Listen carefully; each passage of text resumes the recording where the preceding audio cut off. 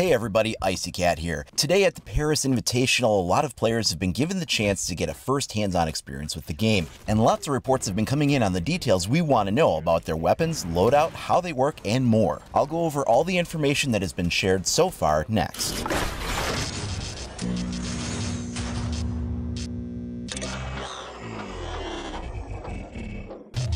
The first thing I want to start off by saying is that absolutely nothing that I'm about to talk about in this video has come officially from Ubisoft. These are reports from players at the Paris Invitational. These are people that get access to try the game. They have some booths set up, and anybody that's there at the event gets a chance to play it, and they are sharing. They are not allowed to take pictures or video, so this is only reports of people that are playing the game, but there isn't any actual photographic or video evidence to go with it. So I do need to say this with a grain of salt. However, many people are reporting the same facts. So it seems very credible, but I have to stress, none of this is official from Ubisoft, and we will find out all the information from them on the live reveal on Sunday for what to expect in the next season. But until then, here's the information we're getting from Paris right now by players that are getting to experience the game. Let's start with Clash. She has a pistol or an SMG as a secondary. I haven't seen any details on what the pistol is, but the SMG is being reported as the MP9 or the TMP as it's more popularly known. It's also reported that this weapon is configured with a 2-round burst. When she has her shield fully extended like Monty, she cannot use either of those weapons. She can only do that when the shield is in more the handheld configuration. Apparently switching between those states is somewhat slow, so you're not going to be able to spam between having that fully armored stance and then switching to like an SMG to quick try to engage. It sounds like there's some vulnerability in the animation transition time. Some people have been wondering if she is able to detach her shield and like leave it up in a doorway to block a hole or an entrance. She cannot. She always carries the shield with her at all times. She cannot set it up someplace else and then walk away from the shield. The shield is apparently 100% bulletproof, however it's unknown how it stands up to explosives. It probably has similar damage resistance to explosives as Monty's shield, but it does also have one significant difference from Monty.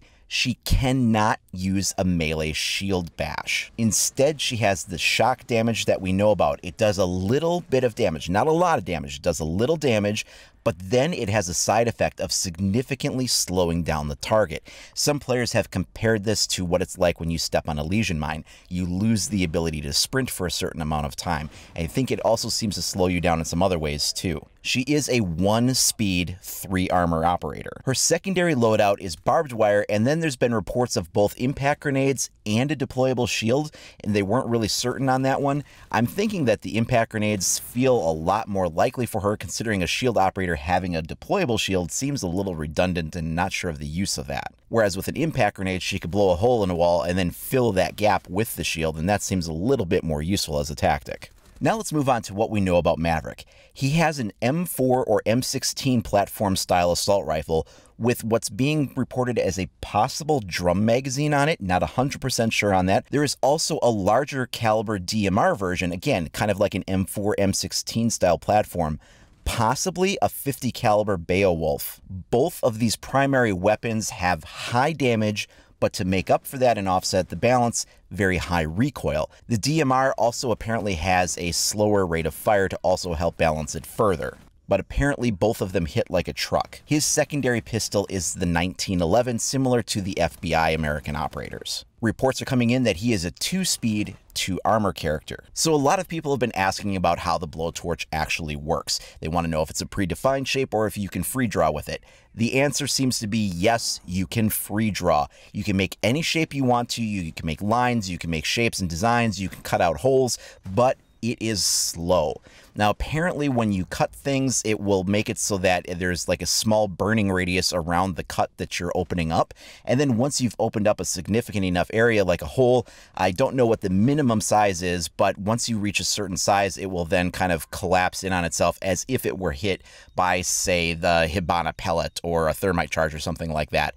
Somebody tested it on a trapdoor, and they said that the experience they had was that they didn't have to cut the entire trapdoor from corner to corner to corner to get it, but that once they created a hole that was large enough that it then collapsed in on itself, and not really sure what the minimum size for that would be. A lot of people have been asking if you are able to use the blowtorch to cut through the support I-beams that are between ceilings and floors. The answer to that is no. The game engine cannot handle that kind of a mechanic. Those are there for specific balancing reasons, and I don't think they would ever introduce an operator that would intentionally circumvent that, because you would create entirely new entrances into rooms and objectives and create new lines of sight that would be completely overpowered and totally change the balance of the game. So that operator cannot do that. I don't think they will ever create an operator that can do that. But he is able to open up metal reinforced walls and soft breach surfaces. The blowtorch is apparently powered by fuel tanks, and I think there's about 4 or 5 of them, reports are saying, and it's also prone to overheating. So while you can free draw and make pretty much anything you want, it is a very slow process, which you will have to frequently stop a couple of times if you're making very large holes. So the balance to this is that he can make any shapes that he wants to in order to gain access through a wall, but it leaves him vulnerable to being flanked while doing so. His secondary gadgets are reported to be a loadout of claymores or smoke grenades. Now moving on to some other things, apparently the next operator that gets an elite bundle set is going to be Frost. So she's going to get that elite uniform, elite headgear, the elite victory animation, and the new skin to go on her bear traps. We're not really sure what any of that looks like yet, but she will be the next one to get that treatment. We're also going to be seeing some changes to the way Hibana's pellets work. They've now made it so that you can no longer use her pellets to open a trapdoor unless you get at least 4 of the 6 pellets on the trapdoor to detonate. Anything less than 4 and you will only knock chunks out of it, which sounds like an interesting mechanic. It's almost sounding like maybe you can make murder holes in trapdoors that have been reinforced with Hibana.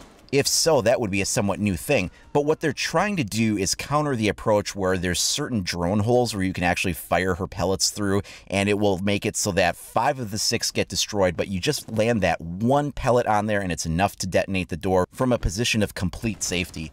They didn't feel like that was very balanced, and so now they want to make it so that Hibana really does have to expose herself in order to take the shot to take out a trapdoor. And while I do understand the intention behind this, I do have a bit of a concern just because Hibana's pellets suffer from so much inconsistency. Sometimes they don't go off, sometimes you shoot them and they scatter oddly, like they disperse in a pattern that isn't exactly what you fired out, like one end has wider separation from the pellets than the other end and for apparently no reason. Other times they might align oddly to a surface. It's just, there's just weird consistency issues with her pellets. So I'm sincerely hoping that making it so that 4 of the 6 have to be on a trapdoor don't create any weird issues where you think you should be able to open it and then you wind up not being able to for some reason. Also, Consulate seems to be the next map getting a slight buff treatment.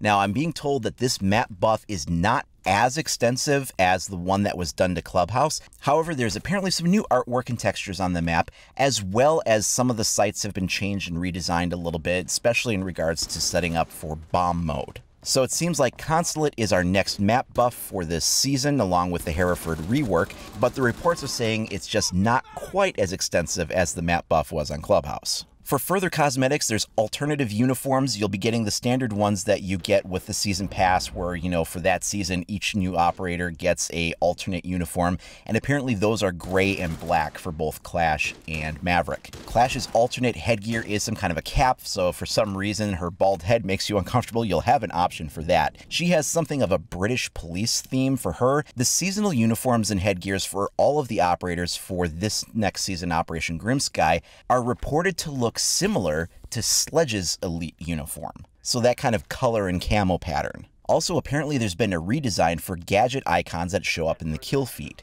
Without seeing them, I can't give too much more information than that, but apparently they want to make it so that there's a little bit more consistency with communicating clearly how a player died by those icons. Another feature being introduced into the game is that mute text chat will be available on PC. So if there's a certain player that keeps spamming annoying text chat on PC, they're typing in messages, and you just don't want to deal with that anymore, you can apparently select that player to have their text chat muted. This was something they said in their toxicity treatment a while back was something they were going to be planning to come in the future. Apparently it will now be part of this next season. The Hereford rework itself, I'm told, is very, very big. Apparently, a lot of the rooms that are in the building are going to feel familiar, whether you're talking about like the piano room or the master bedroom laundry area, things like that. You'll recognize them for what they were once upon a time, but they're going to feel completely different. And pretty much everyone is unanimously saying that it's a good thing. Another widely reported thing regarding the Hereford rework is that basement is completely different. They say it's almost unrecognizable the way it's laid out and what's going on with that. And that the map in general, while having a lot of familiar feels to it, is really going to have to be essentially relearned like a brand new map in some ways. Just because things feel familiar, the layouts are very, very different. Also, in regard to the new weather effects, the rain is there, but it's not very pronounced, although they say it does a good job of making everything look like it's very wet, like it had just stopped raining 10 minutes ago, and there's just like a little bit of continuing drizzle after the fact. That's too bad because I was hoping for some more extensive, like, particle-heavy weather effects. So that's kind of everything that's come in so far. We might be getting more information over the next day or two, but that is an extensive list of all of the new features and changes that people have been seeing as they've been playing the game so far at the Paris event right now. As mentioned previously, all of this is being reported from players at the event. This is not official information in any way, shape, or form.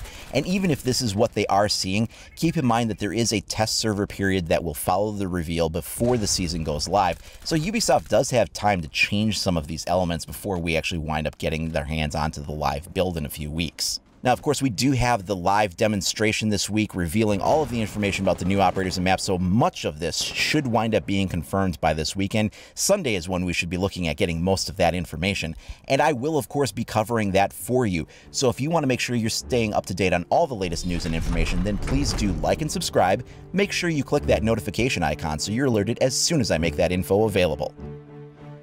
You can also follow me over at IcyCat25 on either Facebook or Twitter. Thanks a lot for watching, everybody. We'll see you next time.